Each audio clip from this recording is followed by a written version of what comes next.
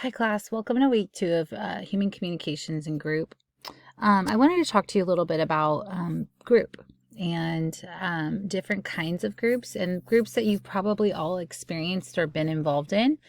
I would say probably many of you have been in some sort of group, not even realizing it was a group, whether it was you were involved with the student body in high school or you were in a Bible study or some sort of young adults group or um, a self-help group, AA, NA, um, codependency, a food addictive type group, sexual addiction group.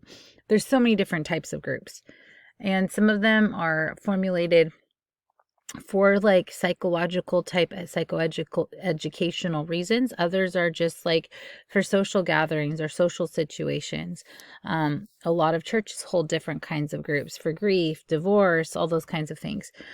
Group is a way to gain insight and understanding and learn and grow outside sometimes of a therapeutic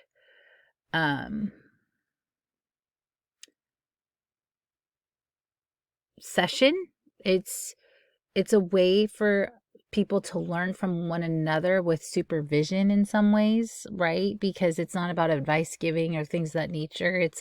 You learn from other people's experiences. It's a way to feel seen. It's a way to feel like I can talk about something and I'm not burning the people out around me because they keep hearing me say the same things.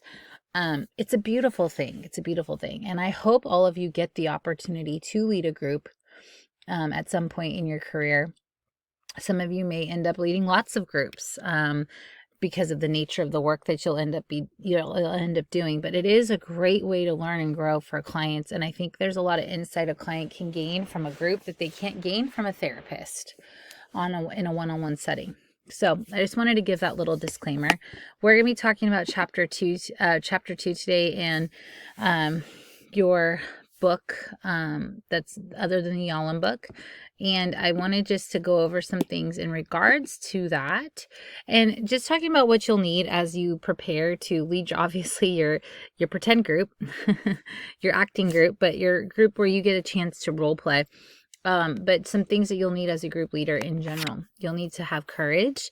You'll need to be willing to be open and non-defensive and be aware of cultural things and diversity, belief in the group process. So you'll need buy-in. You're going to want to have a presence about you, be willing to adjust and be flexible. I think just to not be able to take things personally is going to be huge, because people can be a type of way in group. They can project a lot of things in group. So those are things that are important to be mindful of. You'll have to be committed, not get discouraged early on, because it's a process, and we'll talk about some of that process throughout this class, different stages of group.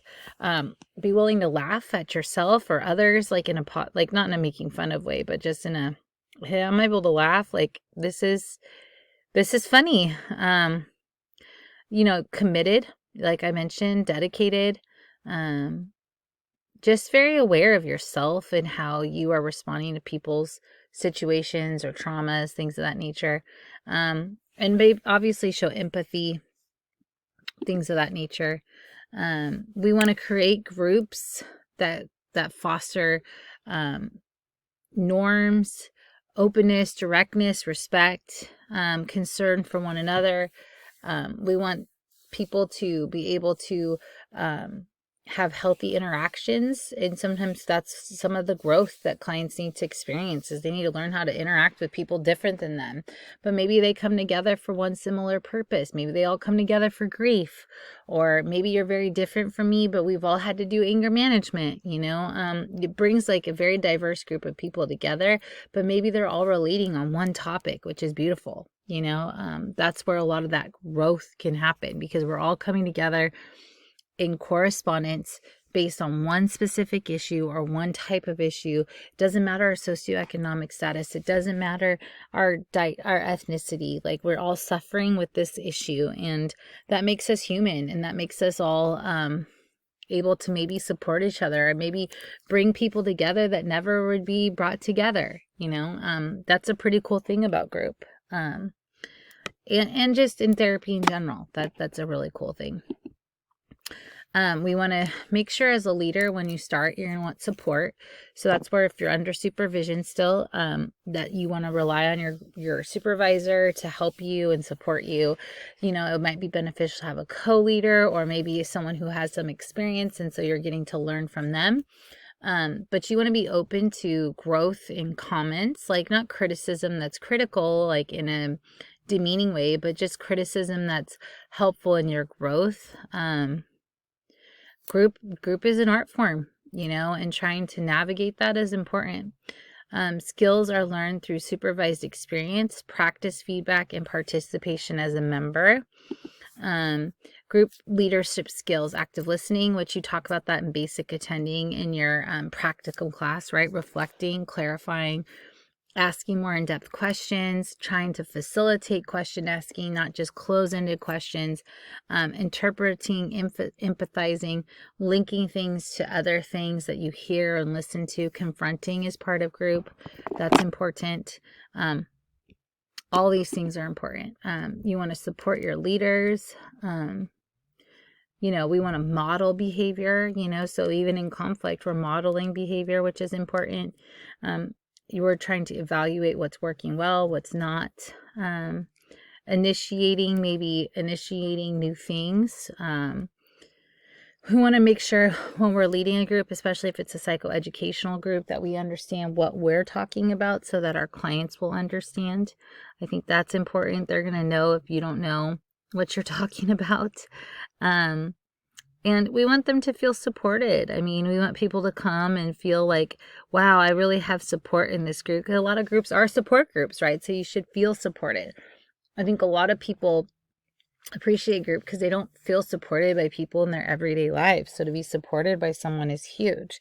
And I think a lot of people feel supported in a group atmosphere, especially people who are struggling or going through a similar thing. Advantages to group. They allow like a decrease in burnout for a clinician, with having a leader. I think it's nice to have a leader because you have someone to bounce things off of, and you're not alone in it, because sometimes group members can be hard. It's a little less overwhelming. It's helpful, like especially if that person has more experience, they can help you, and or you have more experience, you can help somebody else. You're helping them to raise up to be good leaders. I think you can process with each other what's happening in the group, maybe give suggestions or feedback. Hopefully that person has your back so you don't feel alone or isolated. If someone's sick, that person can cover. So it's just, there's a lot of benefits to it that I think are really, really helpful. Most of the disadvantages in co-leading groups have to do with you and the co-leader don't get along. You guys don't have time to meet or be on the same page. Maybe there's some self-sabotaging behaviors going on. You want to find a co-leader that's like on your team and isn't against you or trying to set the group up against you, or you're allowing the group members to come in between you. Those aren't anything that's good. So you want to be conscientious of that. That's where there's some disadvantage of that. But I think overall, it is very beneficial to have a co-leader and have someone who's willing to support you through that group process, especially as you're starting, and trying to navigate all those things that come up in group. A lot of conflict can come up in group. We'll talk about that more. A lot of projection can come up with group. So for a group to know, kind of like parenting, that both parents are on the same page, that's important, because I think then it's less divisive. I think if group members know that you're not and they can sense that, then they're going to maybe try to be manipulative or come between that, right? Because people are people and not all people are healthy. So, but I do feel if you and the co-leader can get along well, it is beneficial to have someone to support you so you're not alone in some of the hard things of group. Just a reminder, again, please be looking for your group members to participate in your role play. And I look forward to seeing those. Any questions, please don't hesitate to email me.